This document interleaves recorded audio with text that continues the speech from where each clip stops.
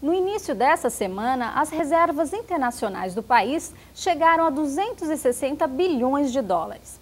A elevação reflete a oscilação do valor de mercado dos ativos e a compra de dólares feita pelo Banco Central no último dia 5 de agosto. Mas para compreender essa notícia e seus desdobramentos, a gente precisa primeiro entender o que é reserva internacional. Luciana, qual é a definição mais simples para esse termo?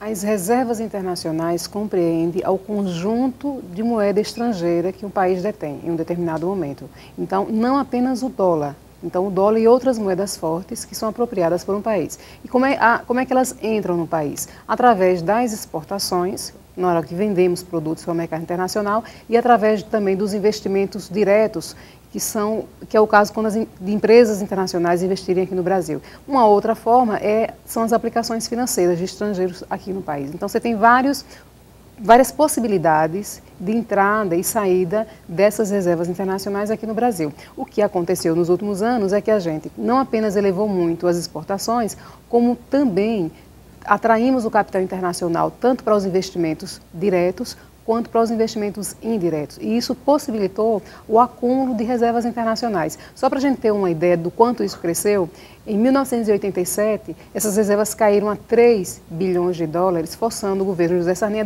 declarar a moratória. Nós não dispunhamos de reservas internacionais nem para pagar os juros da dívida na época. Você falou em juros da dívida, né? Agora, para que servem, né? Porque essas reservas não ficam guardadas num cofre, né? Como é que elas são utilizadas? Elas são utilizadas tanto para amortização da dívida, como para o pagamento dos juros da dívida, e tanto pelo governo como por empresas privadas, como também para a realização de importação. Então, se eu precisar importar algum produto, eu vou precisar fazer uma conversão cambial para que esse produto seja adquirido. Então, isso de um certo modo dá ao país uma certa tranquilidade no que diz respeito às relações com o mercado internacional. E uma terceira função é o governo intervir nesse mercado, no mercado cambial, comprando ou vendendo dólar. Ou seja, por que o governo às vezes vende dólar? Porque ele dispõe de reservas. Caso contrário, ele não vai poder fazer isso. Durante a vigência do Plano Real, no início pelo menos do Plano Real, o governo precisou, em alguns instantes, ofertar dólar no mercado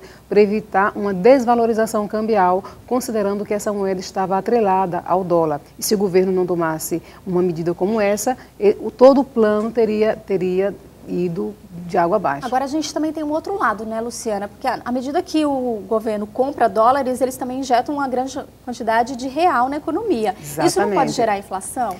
Não, você tem depende da proporção em que isso é feito. Então, normalmente, o que aconteceu recentemente? O governo compra dólar exatamente para evitar uma oscilação muito grande na taxa de câmbio, que seria um outro elemento desestabilizador. Então, o governo tenta, de um certo modo, minimizar os efeitos de instabilidade na economia. Então, se você jogar isso numa quantidade pequena, dentro de numa proporção pequena em relação ao que já tem de moeda em circulação, isso não vai afetar tanto assim a economia, a menos que isso fosse feita numa proporção exagerada. Aí sim você poderia ter um efeito inflacionário. E o bom momento vivido pela economia brasileira tem contribuído para diminuir o número de negócios que decretam falência. De janeiro a junho deste ano, foram registrados 939 pedidos de falência em todo o país. No mesmo período de 2009, o número chegou a 1.169. Isso significa que houve uma queda de quase 20%.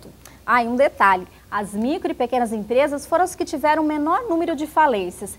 Luciana, será que a gente pode dizer que as pequenas empresas não foram tão afetadas porque a gente vive esse momento de aquecimento da economia? Olha, tem um dado que é importante considerar junto a isso todo, é que cresceu o número de pequenos empreendimentos. Então, não apenas diminuiu o número de falências, como o número de novos empreendimentos cresceu muito em relação ao ano anterior. Ou seja, proporcionalmente, essa redução foi ainda mais significativa em relação ao ano passado. E isso se deve, de um certo modo, à estruturação dos estados, no sentido de você criar instituições que deem suporte a essas empresas, condicionando a liberação de crédito à à elaboração de um projeto, a uma capacitação. Então, de um certo modo, percebendo-se o alto índice de falência, o que houve foi uma preocupação em diminuir esse índice de falência. Fazendo esse índice é o menor desde 2005. Exatamente. Houve ações no sentido exatamente de resolver esse problema, de consertar esse erro. Ou seja, percebendo que grande parte das empresas não chegavam nem até 1 ano, muitas nem até 2 anos, o que é que se percebeu? Que o grande problema era a elaboração de um projeto e o acompanhamento desses empreendimentos.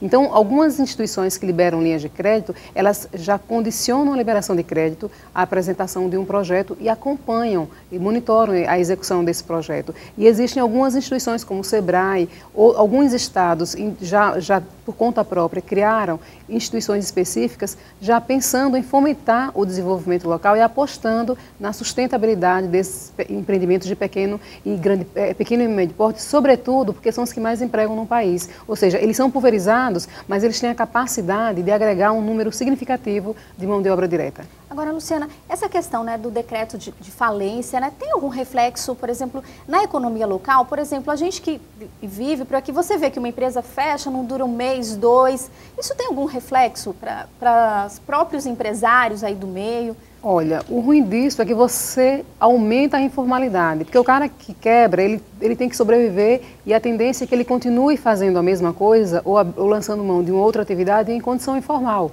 E aí o que é que acontece? A informalidade ela é ruim tanto para o empreendedor quanto para o Estado. Você tem um problema de arrecadação e você tem um outro problema também, que é de alguns direitos, a dificuldade de acesso a linhas de crédito. Então, isso não é bom para a economia. O número de falência alto significa que, de um certo modo, o governo não criou condições estruturantes para que essas empresas se desenvolvessem.